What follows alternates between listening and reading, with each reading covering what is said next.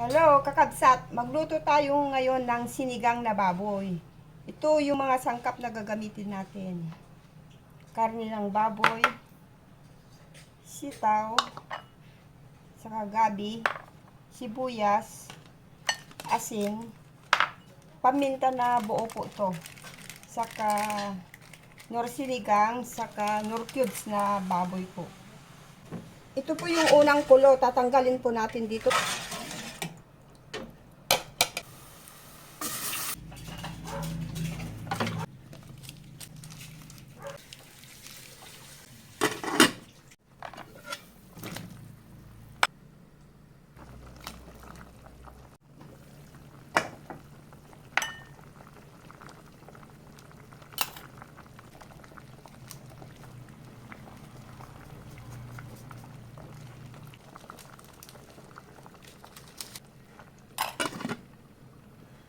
Ito na yung sinigang na baboy with sitaw.